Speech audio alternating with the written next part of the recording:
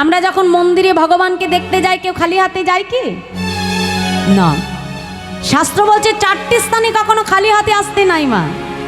এক, গুরুদেবের আশ্রমে বা ভগবানকে দর্শন করতে গেলে মন্দিরে কখনো কাউকে খালি হাতে যেতে নেই।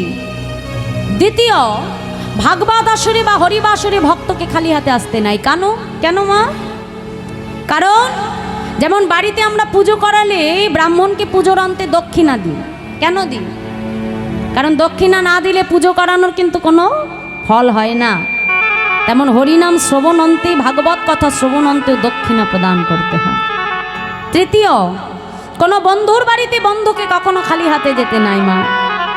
দেখো, সুদামা যখন কানাইয়ের সঙ্গে দেখা করতে গিয়েছিল তার কিন্তু কোনো সামর্থ্য ছিল না মা, কিন্তু তার স্ত্রী সুশীলা ভক্তের কাছ থেকে ভিক্ষা করে এনে একমুষ্ট চিরা স্বামীর হাতে দিয়ে স্বামীকে বলেছিল, স্বামী যাও, এই উপহার নিয়ে তুমি তোমার সখার সঙ্গে দেখা করে এসো।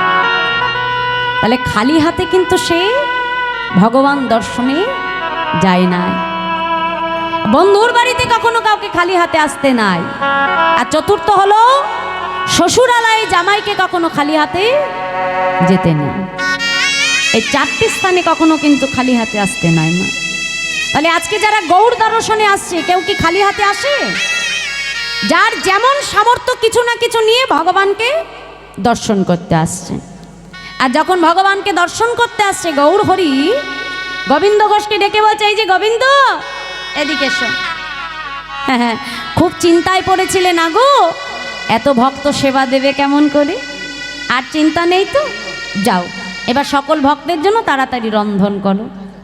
গোবিন্দ ঘোষ বিলম্ব না করে তাড়াতাড়ি রন্ধন করে এবার আমার মহাপ্রভুকে সেবা দিলেন। মহাপ্রভুর প্রসাদ পেয়ে ভক্তগণ যখন প্রসাদ পাওয়া হয়ে গেল, এবার আমার গৌর হরি কি করছে? গোবিন্দ ঘোষের কাছে এসে হাতটা বাড়িয়ে দিয়েছে, গোবিন্দ আমায় দাও। কি দেব প্রভু? এ কি তাও জানো না সেবা অন্তে কি লাগে গো? মুখশুদ্ধি গো, মুখশুদ্ধি।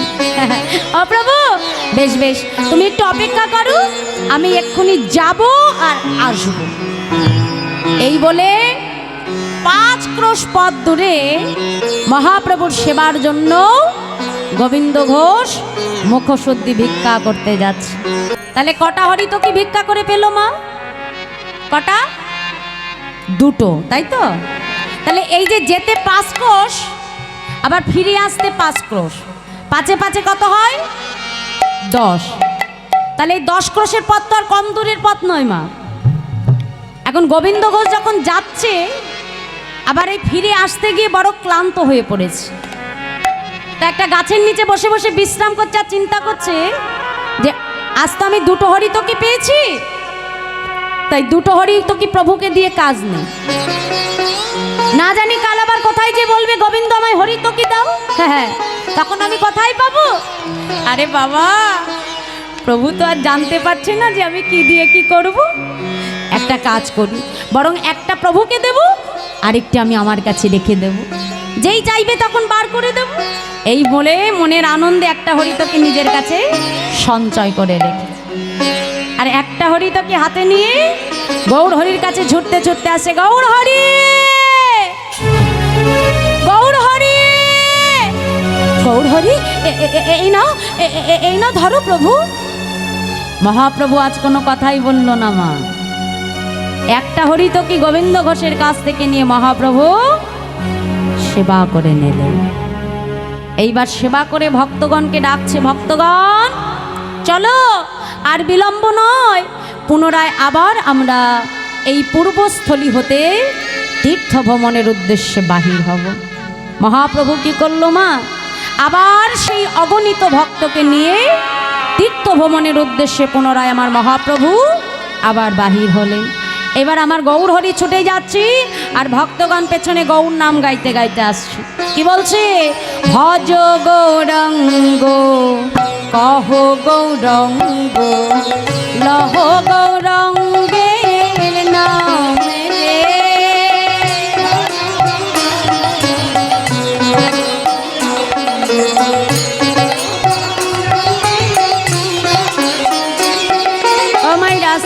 বলি এই নাম আমরা জানি কি? সবাই জানি? কথা বলো না কেন? হ্যাঁ, তাহলে একটু আমার সঙ্গে গাও দেখি, বাহু তুলে, হাত তুলে, সবাই মিলে আমার সঙ্গে বলো দেখি। ভজ গৌরঙ্গ কহ গৌরঙ্গ লহ গৌরঙ্গে নাম রে। বাহ, হরিব।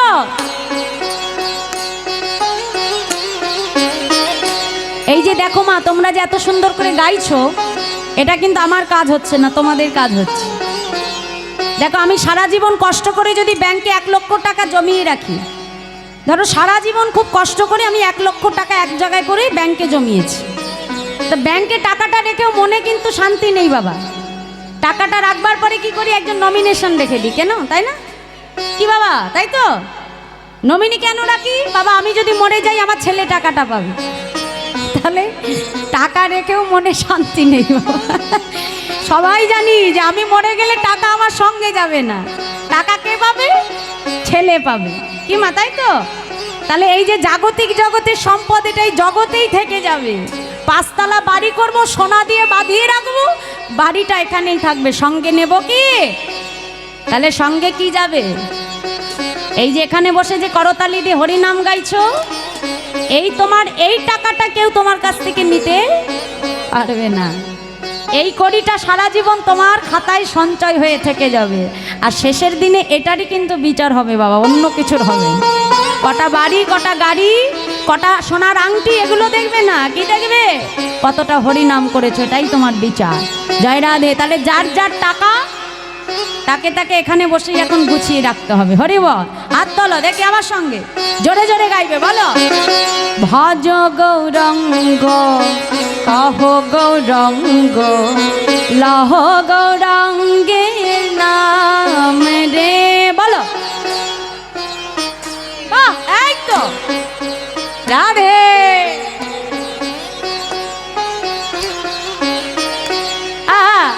যে জানা গৌরঙ্গ ভজে, সে হয় আমার প্রাণ রে। হরি হরি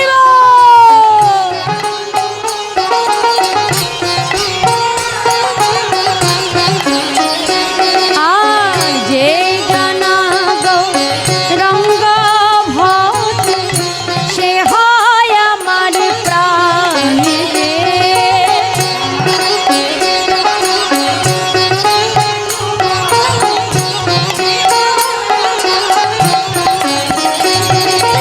একবার দিন গেলে গৌরঙ্গ, যে বলে একবার রে, বলো হরি বল।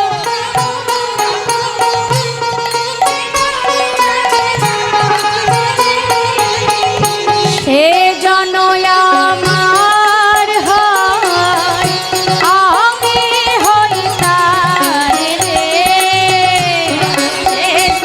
হরি হরি বল, বাহু তুলে রাধে।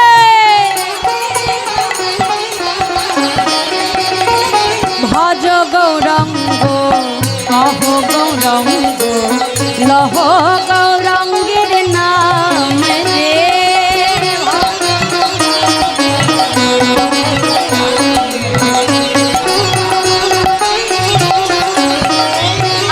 ভজ গৌরঙ্গ কহ গৌরঙ্গ লহ গৌরঙ্গের নাম রে। বাহু তুলে রাধে। ভজ গৌরঙ্গ কহ গৌরঙ্গ লহ গৌরঙ্গের নাম রে।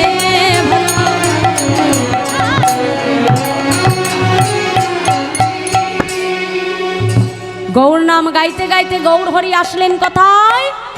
অগ্রদ্বীপ।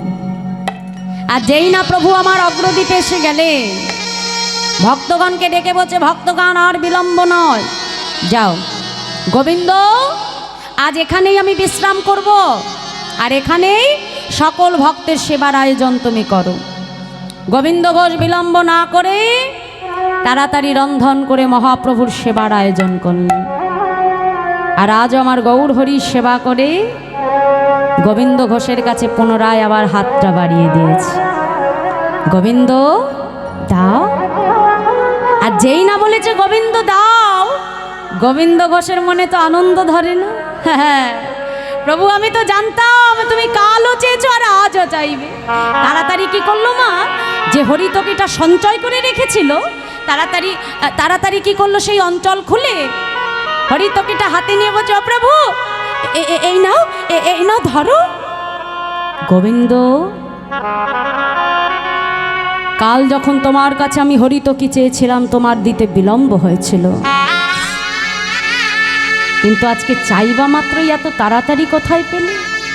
গৌর হরি, ও প্রভু, কাল যখন আমি হরিতকি ভিক্ষা করতে গেছিলাম আমি তো দুটো হরিতকি ভিক্ষা করে পেয়েছি, একটা তোমায় দিয়েছি আরেকটি আমার কাছে রেখে দিয়েছি।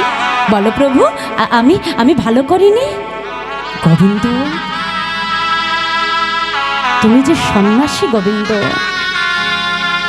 তুমি জানো না সন্ন্যাসীর নহে কভু সঞ্চয় বাসনা। গোবিন্দ, তুমি এতদিন ধরে আমার সঙ্গী হলে গোবিন্দ, কিন্তু তোমার মন থেকে যে তুমি সঞ্চয় বাসনা এখনো দূর করতে পারো নাই। শুনে রাখো গোবিন্দ, আজ থেকে তোমার মতো কোনো সঞ্চয়ী ভক্তের মুখ দর্শন আমি করব না। চলে যাও, চলে যাও বলছি গোবিন্দ, তুমি চলে যাও। যেই না বলেছে গোবিন্দ ঘোষ ছুটে এসে গৌর হরি চরণটা জড়িয়ে ধরেছে। দয়াময়, যদি আমি কোনো কিছু সঞ্চয় করে থাকি সে তো আমি আমার সুখের জন্য করিনি প্রভু, আমি তো তোমার সেবার জন্য সঞ্চয় করেছি। দয়াময়, এতে যদি আমার কোনো অপরাধ হয়, এতে যদি আমার কোনো ভুল হয়, দয়াময় তুমি আমাকে মারো, আমায় তুমি সাজা দাও প্রভু, কিন্তু গৌরী আমাকে তুমি চলে যেতে বলো না প্রভু।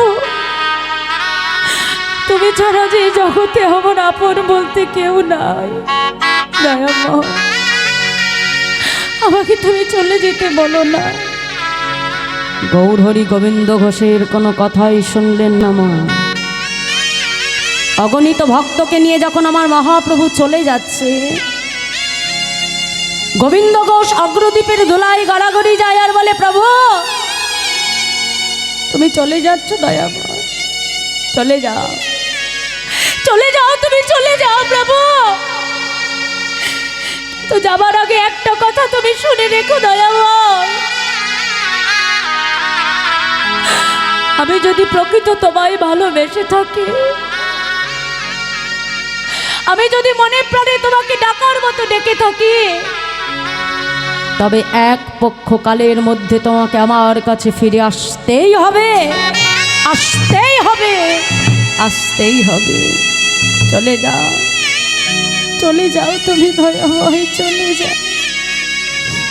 অগ্রদ্বীপের ধুলায় গড়াগড়ি যায়, যত দূর গৌর হরিকে দেখা যায়, এক দৃষ্টে চেয়ে আছে আর নয়ন জলে বক্ষ ভাসিয়ে কাঁদে। প্রভু বলো দয়াময়, তুমি পতি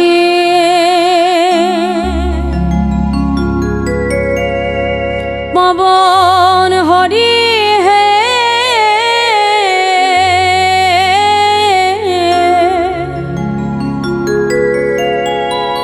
তুমি যেও না চলে,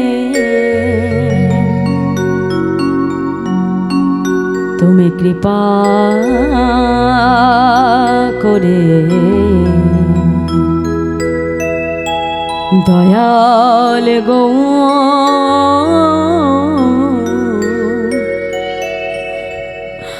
আমায় রেখো চরণে।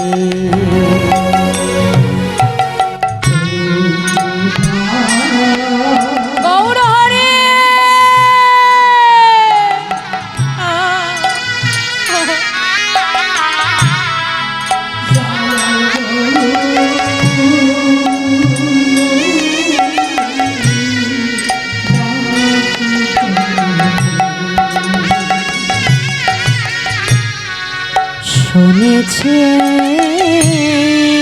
তুমি নাকি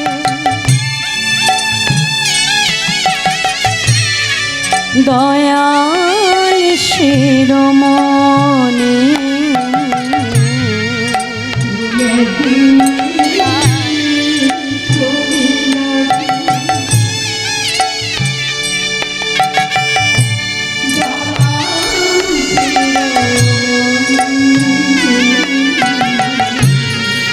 শুনেছে তুমি নাকি দয়াল শিরোমণি আর শুনেছি তুমি নাকি দয়াল শিরোমণি নাম প্রচার রীতি এলে তুমি প্রেমের খনি ঠাকুর তুমি প্রেমের খনি দেবানিশি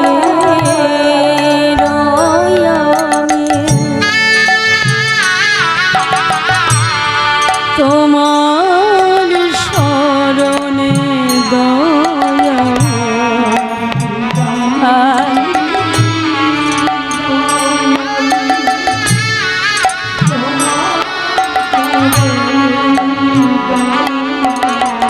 ওই দেবানিশি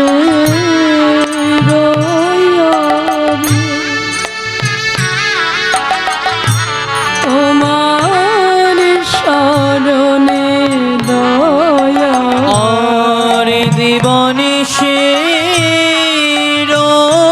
রয়ামি তোমার শরণে দয়া তুমি কৃপা করে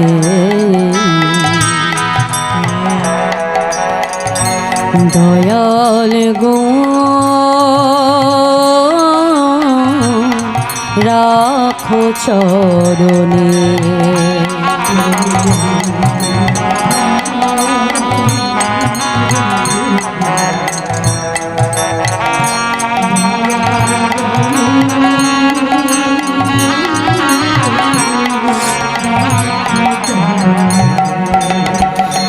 গৌর হে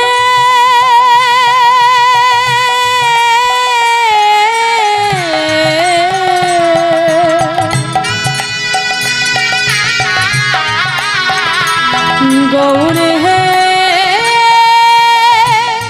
হে গৌর হে গৌর হে গৌর হে গৌর হে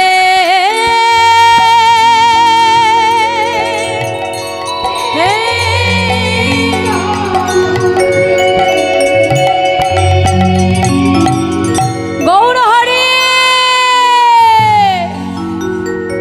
গৌর হরে আজ তুমি শুধু আমার মুখের কথাটাই শুনলে দয়াবা আমার অন্তরের কথাটা তুমি একবারও জানতে চাইলে না প্রভু বলো বলো এই অগ্রদ্বীপে তুমি কার কাছে আমায় রেখে গেলে দয়াবা অগ্রদ্বীপবাসী এসে ধরাধরি করে গোবিন্দ ঘোষকে তার ঘরে পৌঁছে দিল মা কিন্তু ঘরে গেলে কি হবে ঘরে তার মন বসে না এক একটা দিন এক এক বছরের মতো কাটে তার দেখতে দেখতে যখন 13 দিন হয়ে গেল গোবিন্দ ঘোষ মনে মনে চিন্তা করছে দয়াময় যে জীবন পেয়ে আমি তোমায় হারিয়েছি প্রভু সেই জীবন আমি আর রাখবো না আজই আমার প্রাণ আমি এই সুরধুনী গঙ্গার জলে বিসর্জন করে দেব আজকে গোবিন্দ ঘোষ এক পা করে সুরধুনী গঙ্গার তীরে ছুটে যায় কিন্তু ভক্তের কি মৃত্যু আছে মা ভগবান রামকেলি হতে একটা কষ্টি পাথর আগে থেকেই সুরধুনী গঙ্গার জলে ভাসিয়ে দিয়েছে আর গোবিন্দ ঘোষ যখন এক পা করে সেই সুরধুনী গঙ্গার তীরে নামছে মা। যখন এই কণ্ঠ পর্যন্ত তার গঙ্গার জল, এমন সময় একটা কষ্টি পাথর ভাসতে ভাসতে গোবিন্দ ঘোষের এই কণ্ঠে এসে লাগলো। গোবিন্দ ঘোষ এটাকে কাষ্ঠ মনে করে যেই না আবর্জনার মধ্যে ছুঁড়ে ফেলে দিল মা। এমন সময় আকাশে দৈববাণী হচ্ছে, গোবিন্দ, গোবিন্দ, তুমি ফিরে যাও, ফিরে যাও গোবিন্দ, আত্মহত্যা করো না, আত্মহত্যা করা যে মহাপাপ। কে তুমি? আমি তো তোমাকে দেখতে পাচ্ছি না, বলো বলো তুমি কে? গোবিন্দ, যখন সময় হবে আমার দর্শন তুমি ঠিক পাবে, চলে যাও, আত্মহত্যা করো না গোবিন্দ। গোবিন্দ ঘোষের আর মরা হলো না মা, ঘরে ফিরে এলো। দেখতে দেখতে আজকে 15 দিন। আর এক পক্ষকাল কতদিনে মা? 15 দিন। আজ গোবিন্দ ঘোষ সেই ঘরের ভেতরে শুয়ে শুয়ে কাঁদে, হরি হে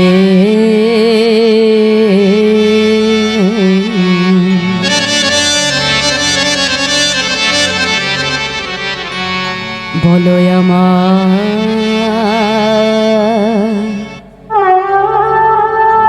সেই দিন কবে হবে?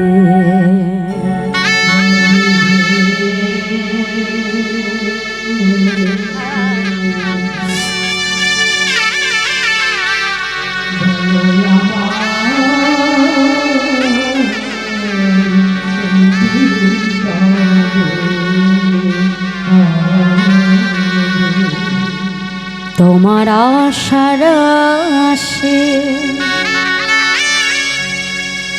দয়াল আমি আছি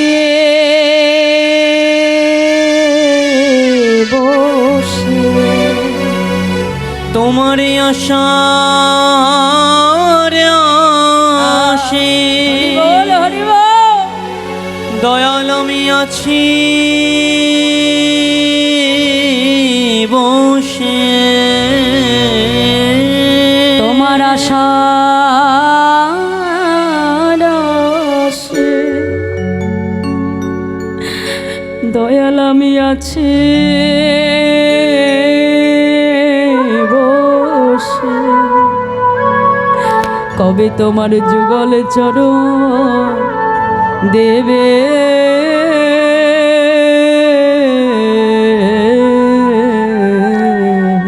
বলো আমার সেই দিন কবে হবে? ভবের মাঝে আসা যাওয়া তোমায় ডাকা হলো না,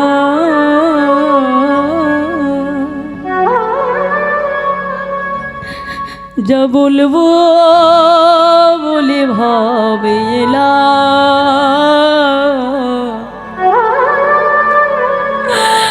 আমার বলা হলো না।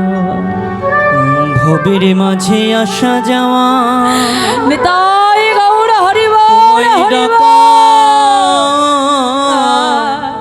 হলো না,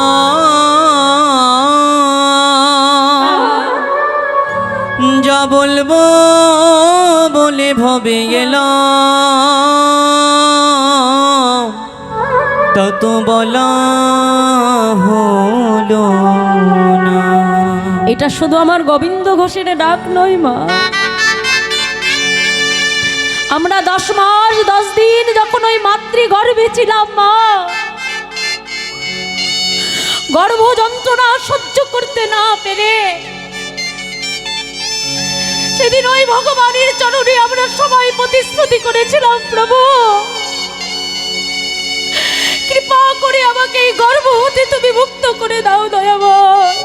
আমি তোমায় কথা দিলাম ওই সংসারে এসে আমি তোমার চরণের দাস হব, কিন্তু মাগো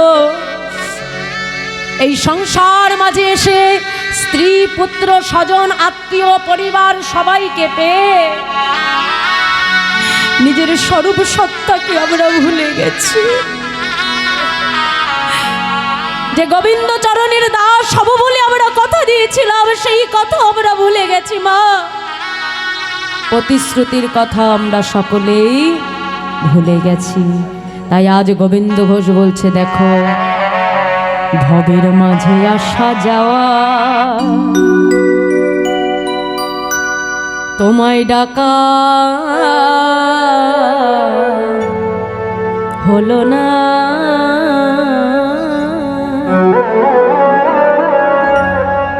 যা বলবো বলে ভবে এলা,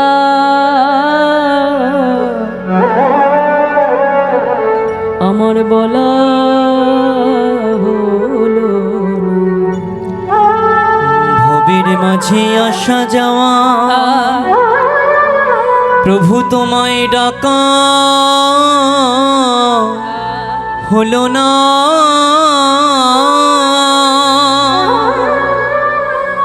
যা বলবো বলে ভবে এলাম, তা তো বলা হলো না। তুমি পারের কর্তা,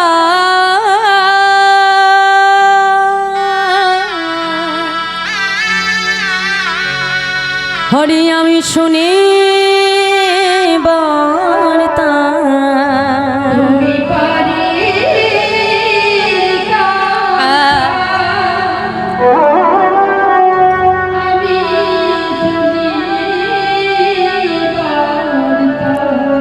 তুমি পারের কর্তা,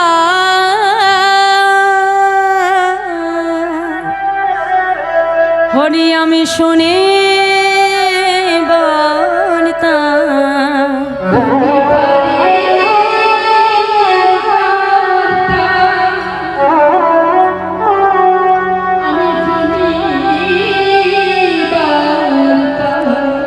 আমি তোমার ওই চরণে কাঙা,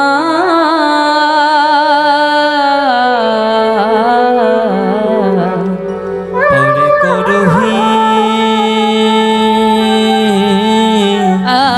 ভব পারে নিতাই গৌর হরি বল হরি বল। দয়াল। গোবিন্দ ঘোষ নয়ন জলে বক্ষ ভাসে কাঁদছে। ভক্তের কষ্ট ভগবান কিন্তু বাবা সইতে পারে না। এ জগতে ভগবান দুটি বস্তু সহ্য করে না, এক হলো কারণ মনের অহংকার, আর এক হলো ভক্তের চোখের জল। গোবিন্দ ঘোষ যখন নয়ন জলে কাঁদছে, প্রভু বিলম্ব না করে অগণিত ভক্তকে সঙ্গে লয়ে আজ গোবিন্দ ঘোষের ঘরের বাইরে এসে গৌর হরি ডাক দিয়েছে, গোবিন্দ গোবিন্দ। কে কে এ যে আমার গৌর হরি কণ্ঠস্বর। তবে কি আমার গৌর হরি ফিরে এসেছে? দরজাটা খুলে যেই না গোবিন্দ ঘোষ ঘরের বাইরে পা রাখলো মা, দেখে অগণিত ভক্তকে নিয়ে মহাপ্রভু দাঁড়িয়ে আছে। ছুটে এসে গৌর হরির চরণটা জড়িয়ে ধরেছে, দয়াবর তুমি এসেছো প্রভু, আমার ডাক তুমি শুনতে পেয়েছো দয়াবর। কথা দাও তুমি আর কখনো আমায় ছেড়ে যাবে না। গোবিন্দ, আমি কি কখনো তোমায় ছেড়ে থাকতে পারি? হ্যাঁ গো, আমি যে তোমার কাছে আসব, এই আগমন বার্তাটা কি তুমি আগেই পেয়ে গেছো? না তো প্রভু। কেন?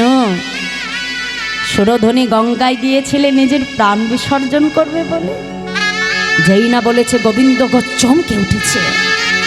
ছুটতে ছুটতে গঙ্গার তীরে এসে মা আবর্জনার মধ্যে খুঁজে খুঁজে দেখছে, যেটা কাষ্ঠ মনে করে ছুঁড়ে মেনেছিল সেটা কাষ্ঠ নয়, একটা কোষ্ঠী পাথর। কৃষ্ণ নাম লেখা তাতে। ছুটতে ছুটতে আসলো গৌর হরি। এই কি তোমার আগমন বার্তা? গোবিন্দ, এটাই তো আমার আগমন বার্তা। শোনো গোবিন্দ, আজ থেকে এই কোষ্ঠী পাথর দিয়ে আমি তোমার ঘরে একটি গোপীনাথ বিগ্রহ তৈরি করব, আর তোমার দ্বারাই এই অগ্রদ্বীপের মাটিতে আমার গোপীনাথের সেবা পূজার প্রচার হবে। গোবিন্দ, আজ থেকে অগ্রদ্বীপবাসীর দ্বারে দ্বারে ভিক্ষা করে এনে যা কিছু পাবে দিনে 4 বার রন্ধন করে আমার গোপীনাথকে সেবা দেবে।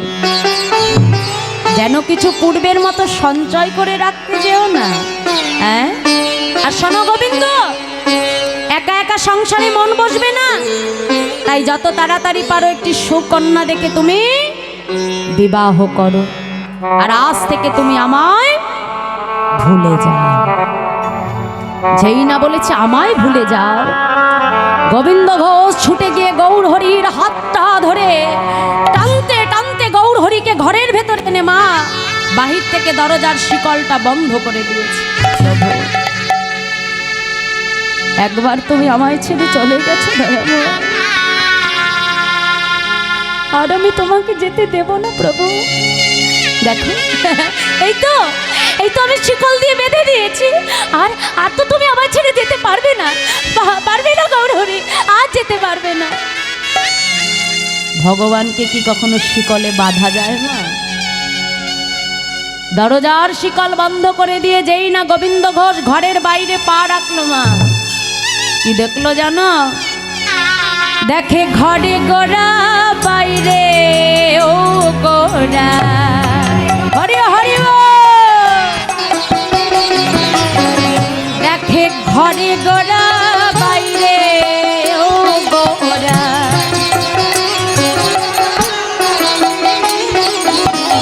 আমি একই দেখিলাম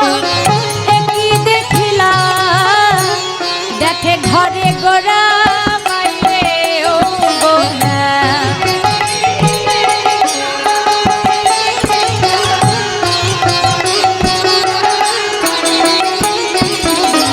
আমি একই দেখলাম দেখে ঘরে গোরা বাইরে ও গোরা,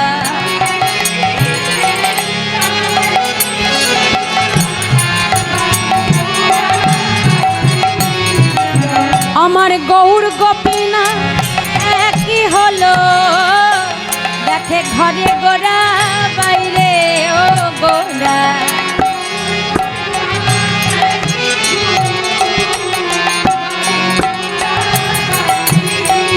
আজ আমার গৌর গোপীনা একই হলো, দেখে ঘরে গোরা বাইরে ও গোরা, উলু ধরে হরে হরিব, দেখে ঘরে গোরা বাইরে ও গোরা,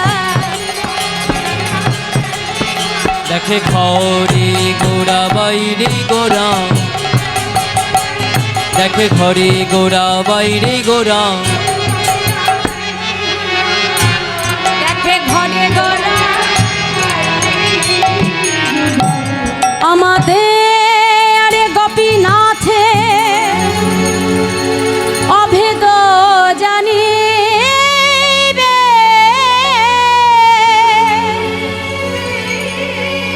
শুদ্ধ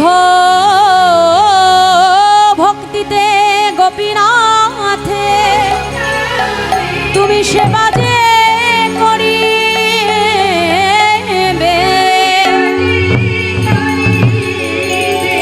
আমাতে আর গোপীনাথে একই অঙ্গ হয়,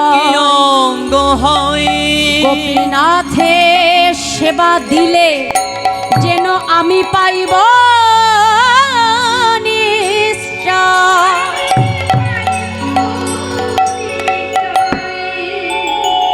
গোবিন্দ, আমার আর তোমার গোপীনাথের মধ্যে কোনো ভেদ নাই, তোমার গোপীনাথ যেই, আমি গৌর হরিও সে। শোনো গোবিন্দ, আজ থেকে ভক্তের দ্বারে ভিক্ষা করে 4 বার গোপীনাথকে সেবা দেবে, জানবে সেই সেবা স্বয়ং আমি গ্রহণ করেছি। আর যত তাড়াতাড়ি পারো একটি সুকন্যা দেখে তুমি বিবাহ করো। এই বলে আমার মহাপ্রভু চলে গেলেন। কিছুদিন যেতে না যেতেই গোবিন্দ ঘোষ বিবাহ করল মা। স্ত্রীর নাম হলো মাধবী। আর যেদিন থেকে মাধবী ঘরে এলো, আগে ভগবানের সেবা হতো দিনে 4 বার। স্ত্রী ঘরে আসতে না আসতে সেবা কমে হয়ে গেল 3 বার। রঙ্গ রসিকতা করতে করতে কখন সময় চলে যায়। আর 1 বছর যেতে না যেতেই ঘর আলো করে এলো ফুটফুটে এক পুত্র সন্তান। আর সন্তানকে কাছে পেতে না পেতেই ভগবানের সেবা হয়ে গেল কমে 2 বার। ভগবান দেখছে, বাবা গোবিন্দ, আজ একে একে সংসারে সবাইকে পেয়ে তুমি আমায় ভুলে যাচ্ছ। বাহ, বেশ, তাহলে যেমন করে তোমায় সব দিয়েছি ঠিক তেমন করে আমি তোমার কাছ থেকে সব মায়ার বাঁধন ছিন্ন করে দেব। ভগবান যেমন দিতেও পারে মা, আবার মুহূর্তের মধ্যে কেড়েও নিতে পারে। ওই জন্য কখনো অহংকার নয় না। আজ আমার আছে, কথায় বলে আজকে যে রাজাধিরাজ কাল সে পথের ভিখারি। আজ আমার কোটি টাকা আছে, কিন্তু ভগবান চাইলে ওই কোটি টাকার থেকে পথের ভিখারি হতে 1 মুহূর্ত আমার সময় লাগবে না। গোবিন্দ ঘোষ একদিন ভিক্ষা করে এসে স্ত্রী মাধবীকে ডেকেছে, ডাকছে, মাধবী, ও মাধবী, শোনো শোনো, আমি গঙ্গা স্নানে যাচ্ছি, ফিরে এসে গোপীনাথকে সেবা দেব, তাড়াতাড়ি রন্ধন করো। এই বলে গোবিন্দ ঘোষ গঙ্গা স্নানে চলে গেল মা। ফিরে এসে কি দেখলো জানো? ভিক্ষার ঝোলা বাবা যেখানে রেখে দিয়েছিল সেখানেই পড়ে আছে। ডাকছে, মাধবী, আরে ও মাধবী, মাধবী। ডাকতে ডাকতে মন্দিরে প্রবেশ করেছে, দেখে মাধবী উপুর হয়ে পড়ে আছে। মাধবী, এটা গোপীনাথের সামনে থাকবার সময়, যাও যাও তাড়াতাড়ি রন্ধন করো, দেখছো না বেলা বয়ে যায়। মাধবীর কোনো সাড়া নেই না। ছুটে গিয়ে যেই না মাধবীর দেহটা স্পর্শ করলো, দেখে মাধবীর অসার দেহটা পড়ে আছে। চিৎকার করে উঠলো, গোপীনাথ, গোপীনাথ, তুমি কি করলে গোপীনাথ? বলো বলো, আমার স্ত্রী মাধবী তোমার চরণে কি অপরাধ করেছে? কেন কেন তুমি আমার স্ত্রীকে কেড়ে নিলে? বলো বলো, আমার মাধবী কি অপরাধ করেছে? পাড়া প্রতিবেশী ছুটে এসেছে, গোবিন্দ, তোমার মাধবী যদি প্রকৃত তোমার হতো, সে কখনো তোমায় ছেড়ে যেতে পারত না। শোনো গোবিন্দ, এই সংসার মাঝে যে আমরা কেউ কারোর নয় গোবিন্দ। এই সংসার মাঝে আমরা শুধু অভিনয় করছি মাত্র। আর যার যেদিন অভিনয় ফুরিয়ে যাবে, সেদিন এই সংসার মঞ্চ ছেড়ে সবাইকে আমাদের চলে যেতে হবে না। এই সংসার মাঝে আমার আপন বলতে কেউ নাই মা। এই সংসারে যদি আপন কেউ থাকে, তিনি হলেন একমাত্র আমার গোবিন্দ। দেখো কত সুন্দর কথা বলছে, ও তোর সোনার অঙ্গ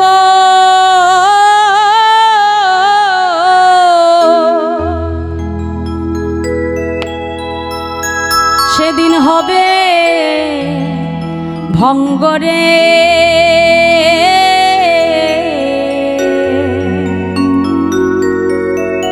ও তোর সোনার অঙ্গ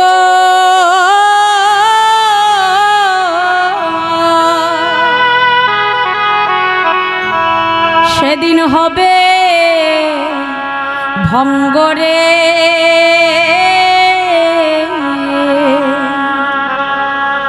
ও তুই যেদিন পড়ে হবি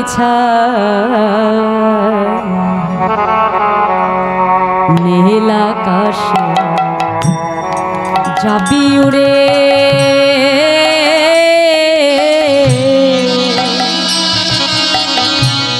কয়লার ধোঁয়া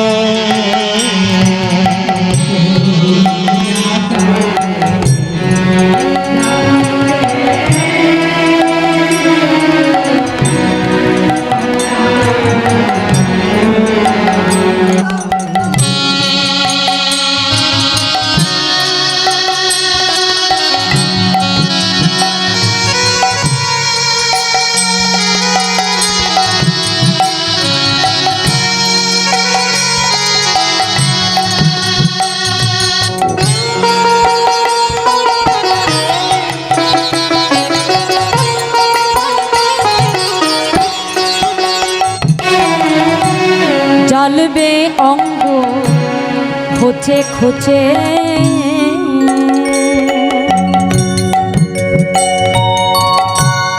মারবে বাড়ি হারে গিঠে রে,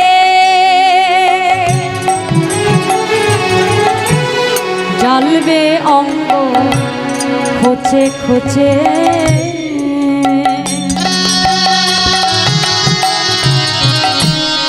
মারবে বাড়ি হারে গিঠে রে, ও তোর পিঠের চামড়া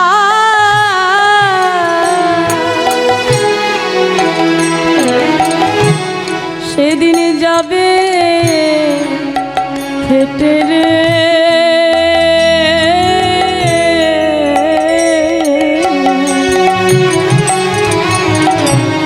মায়েরা, এই দেহে আমাদের প্রাণ থাকতে আমাদের কত প্রকার অহংকার থাকে না বাবা?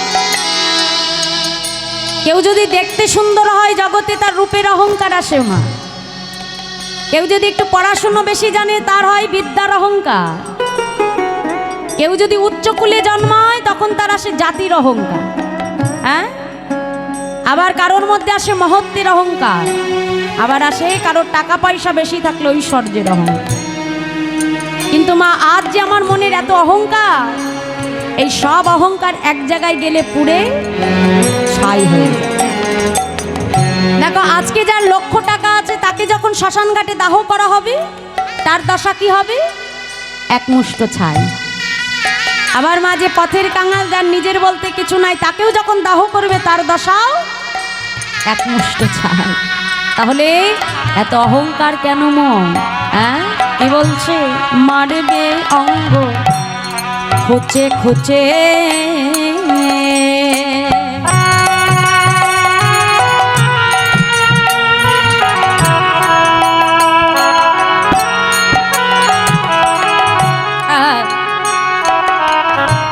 জ্বালবে অঙ্গ খোঁচে খোঁচে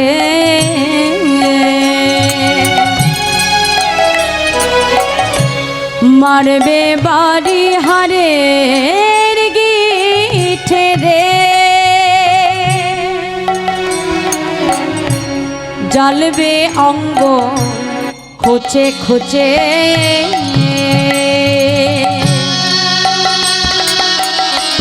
মারবে বাড়ি হারে গিঠে রে, ও তোর পিঠের চামড়া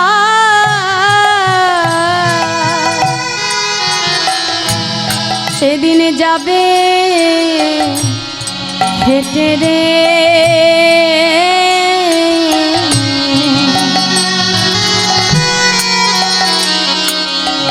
সেদিন হাত বোলাবে কে তোর গায় নীলা কাশে যাবি তাই গৌর হরি হরি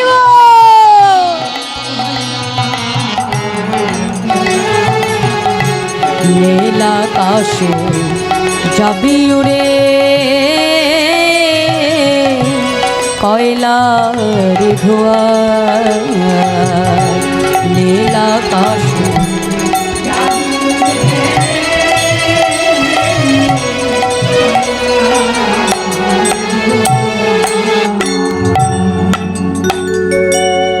প্রতিবেশী এসে গোবিন্দ ঘোষের স্ত্রীর সৎকার করল মা। দেখতে দেখতে তার সেই ছোট্ট পুত্র বয়স হয়ে গেল 5 বছর।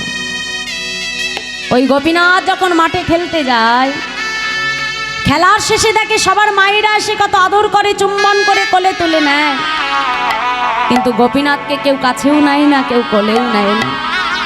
ছুটতে ছুটতে বাবার কাছে এসে বলছে, বাবা এ জগতে সবার তো মা আছে, কিন্তু বলতে পারো আমার মা কোথায়? গোপীনাথ, তোমার মা কোথায় এটা যদি জানতে হয় তবে মন্দিরের বিগ্রহ গোপীনাথকে জিজ্ঞাসা করো তোমার মা কোথায়। ছোট ছেলে তো মা, ছুটতে ছুটতে মন্দিরে এসেছে। গোপীনাথ বলো না, বলো না গোপীনাথ আমার মা কোথায়? নয়ন জলে বক্ষ ভাসিয়ে কাঁদি আর বলে, গোপীনাথ বলো বলো আমার মা কোথায় গোপীনা, বলে দা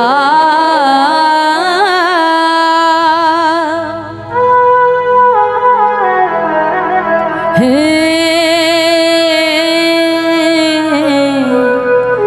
গোপীনা,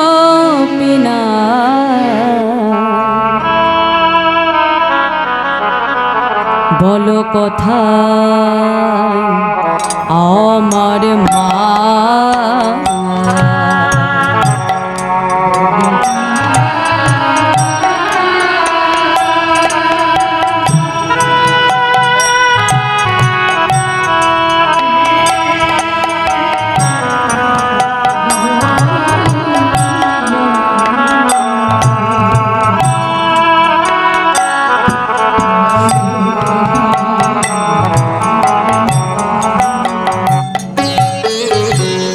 ডাকি আমি মামা বলে,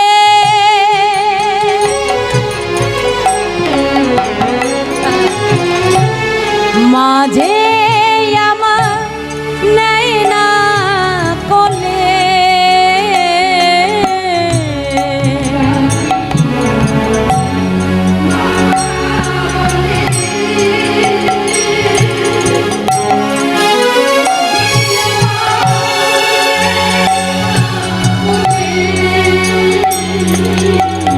হারিয়ে গেছে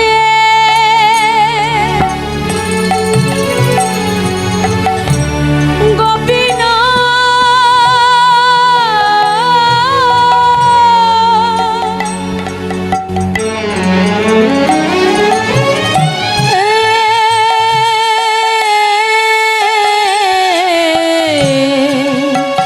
গোপীনা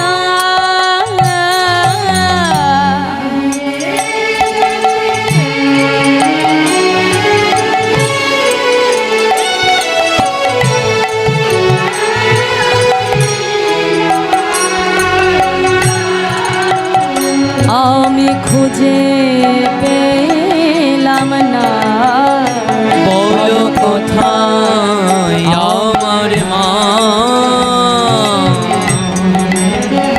তাই গৌর হরি হরি ও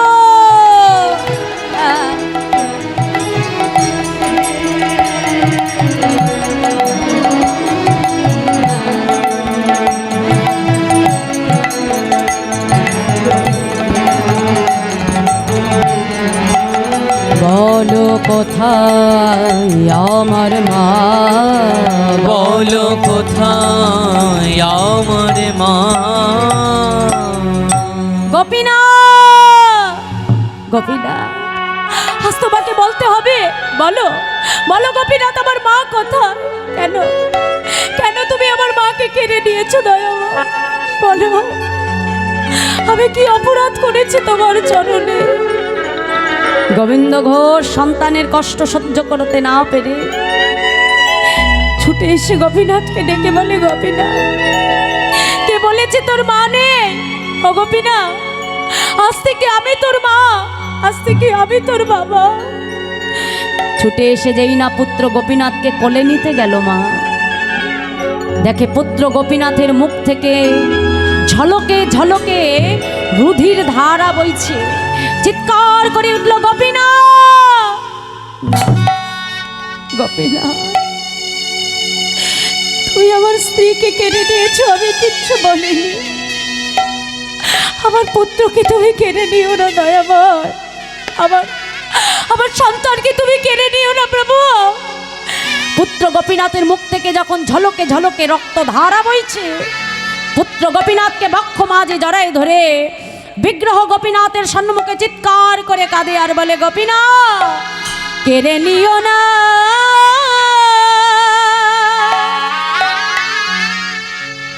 প্রভু গো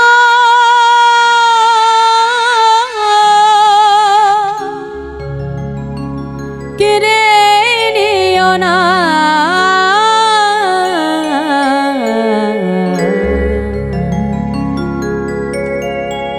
তুমি যে ব্যথা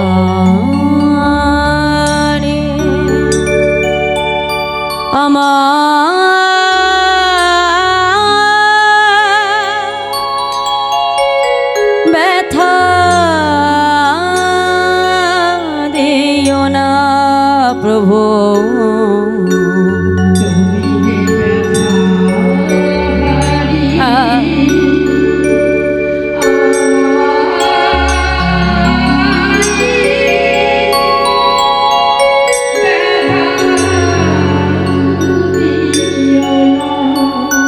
গোপীনা, আমি তো তোমার কাছে সংসার চাইনি, আমি তো তোমার কাছে স্ত্রী চাইনি, আমি তো পুত্র চাইনি দয়ামা। কেন কেন দিলে আমাকে সংসার, কেন দিলে আমাকে স্ত্রী, কেন দিলে আমাকে পুত্র দয়াময়? আর দেবেই যদি, তবে কেড়ে কেন নিলে প্রভু? দিলে যদি পুত্র মরে, তবে কেড়ে কেন নিতে চাও? সহিতে পারি না প্রভু গো, তবে কেন এত দুঃখ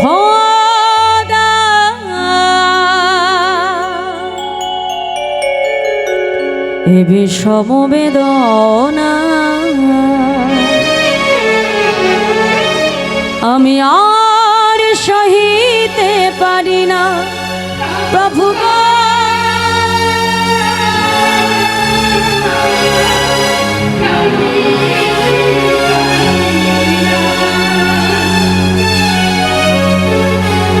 তুমি যে ব্যথা রে আমার,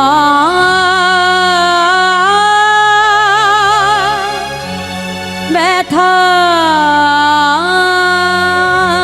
দিও না গোপীনা। ও গোপীনা, একবার একবার আমার দিকে তাকা, একবার একবার আমাকে বাবা বলে ডাক না গোপীনা। তুই তো প্রত্যেকদিন আমাকে ডেকে বলি বাবা আমার ক্ষুধা পেয়েছে, আমায় খেতে দাও, কিন্তু আজ তো একবার আমাকে বাবা বলে ডাকছিস না। ডাক না গোপীনা, একবার সারা দে গোপীনা। না না দয়াময় না, তুমি কি করলে প্রভু? আজ তুমি আমার পুত্রকেও কেড়ে দিলে। বেশ, আমিও দেখতে চাই প্রভু, কত কত তুমি আমাকে কাঁদাতে পারো দয়াময়। আমিও দেখতে চাই কত কত তুমি আমার চোখের জল সইতে পারো দয়াময়।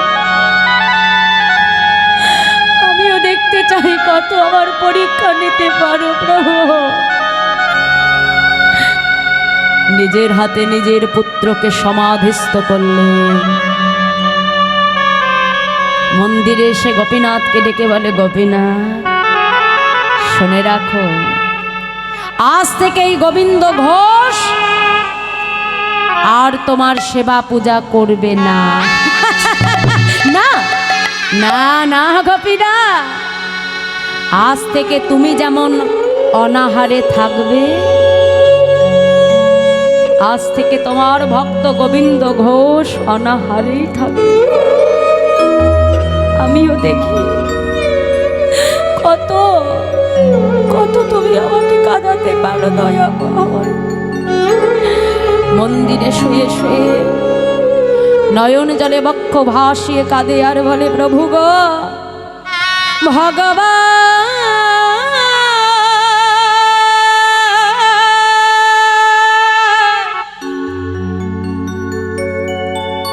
এই কি তোমার লীলা প্রভু গো, এই কি তোমার লীলা, তুমি করে হাসা।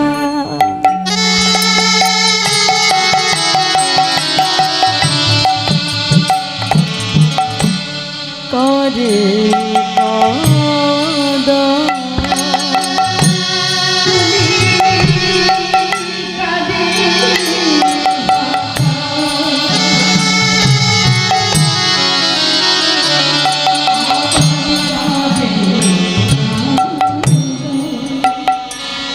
তুমি করে হাসো,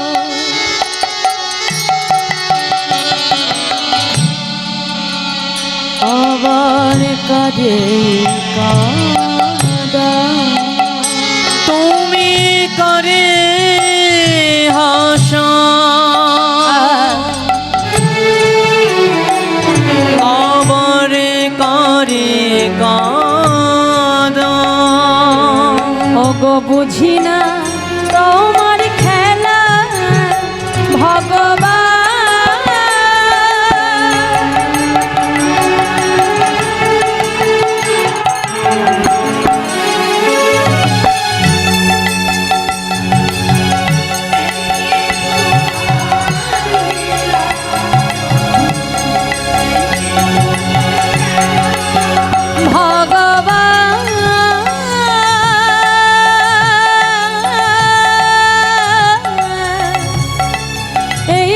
তোমার লীলা প্রভু, এই কি তোমার খেলা ভগবান।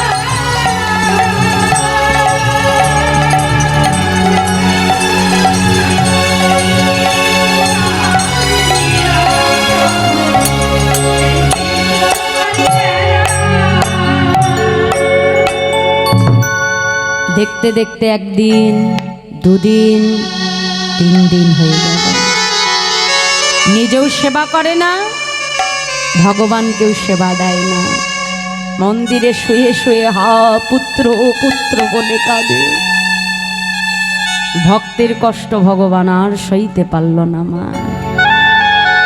মন্দিরের মধ্যে থেকে সচল বিগ্রহ থেকে, ওই মূর্তির ভেতর থেকে ভগবান আজ সচল মূর্তি ধারণ করে পুত্র হয়ে গোবিন্দ ঘোষের শিহরে এসে ডাক দিয়েছে, বাবা বাবা। কে কে আমাকে বাবা বলে ডাকে? না না, আমি কারোর বাবা নই, আমাকে বাবা বলে ডেকো না। বাবা, এই জগতে কারোর যদি 2টি সন্তান থাকে, পিতামাতা যদি একটা সন্তানকে হারায়, আরেকটি সন্তানকে বুঝি অনাহারে রেখে দেয়। আজ 3 দিন হয়ে গেল তুমি আমাকে সেবা দাওনি।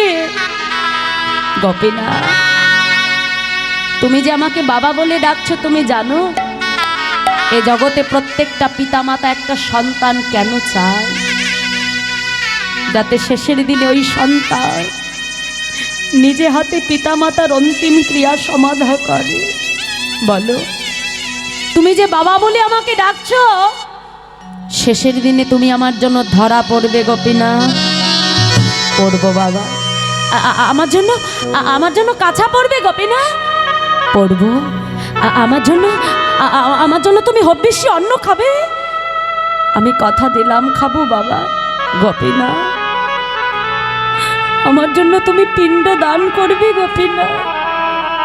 বাবা, আমি কথা দিলাম যে কাজ আমি কখনো কোনোদিনও করিনি। আমি কথা দিলাম যতদিন এই আকাশে চন্দ্র সূর্য উদয় হবে, ততদিন আমি তোমার পুত্র হয়ে আমার নিজের হাতে তোমার জন্য আমি পিণ্ড দান করব। নিতাই গৌর হরিব। দেখেছো গোপীনা আমি তোমার কেমন বাবা? 2-3 বাড়ি থেকে তাড়াতাড়ি ভিক্ষা করে রন্ধন করে ভগবানকে সেবা দিন। কিছুদিন যেতে না যেতেই গোবিন্দ ঘোষ তিনি দেহ রাখলেন। ভগবান নিজে হাতে গোবিন্দ ঘোষের শেষকৃত্য সমাধা করল না। কিন্তু মন্দিরের পুজো তো বন্ধ থাকে না। দ্বিতীয় একজন পূজারী মন্দিরে এলো। ভেতর থেকেই গোপীনাথ পূজারীকে স্বপ্নাদেশ করছে, পূজারী মন্দিরে প্রবেশ করো, আমার রাজবেশ খুলে দাও, আমাকে কাছা পরিয়ে দাও। কেন ঠাকুর? পূজারী, আজ আমার পিতা যে দেহ রেখেছে পূজারী, শোনো, আজ থেকে 1 মাস দিনে একবার করে হবিষ্যি অন্ন রন্ধন করে তুমি আমার সেবা দেবে। আর আজ থেকে 1 মাস পর মধু কৃষ্ণ ত্রয়োদশী তিথিতে সারা অগ্রদ্বীপবাসীকে তুমি সংবাদ দেবে। সেই দিন আমি নিজে দাঁড়িয়ে থেকে আমার পিতা গোবিন্দ ঘোষের জন্য আমি পিণ্ড দান করব। এ জগতে বাবা মা মারা গেলে সন্তান যা যা কর্মক্রিয়া পালন করে বাবা, ভগবান আজকে গোবিন্দ ঘোষের জন্য তার পুত্র হয়ে সমস্ত কর্মক্রিয়া পালন করবে। ঠিক 1 মাস পর মধুকৃষ্ণ ত্রয়োদশী তিথিতে ভগবান গোবিন্দ ঘোষের জন্য পিণ্ড করে নিয়ে দাঁড়িয়ে আছে। দেখো মায়েরা, এ জগতে সবার অন্তরের ভক্তি তো সমান নয়। যারা ভক্ত তারা চিন্তা করছে দয়াময় জগতে তোমার কত লীলা, ভক্তের জন্য তুমি কি না করতে পারো প্রভু। আবার যাদের অন্তরে প্রেম ভক্তি নাই তারা মনে করছে বাবা পাথরের বিগ্রহ সে আবার পিণ্ড দিতে পারে নাকি। তাহলে যাদের অন্তরে প্রেম ভক্তি নেই মা, তারা এসে কিন্তু গোপীনাথের দর্শন পেল না। কিন্তু যারা ভক্তি দিয়ে ভগবানকে দেখতে এলো, দেখা গেল ভগবান সেই মধুকৃষ্ণ ত্রয়োদশী তিথিতে শুদ্ধ বসন পরে গোবিন্দ ঘোষের জন্য ভগবান পিণ্ড নিয়ে দাঁড়িয়ে আছে।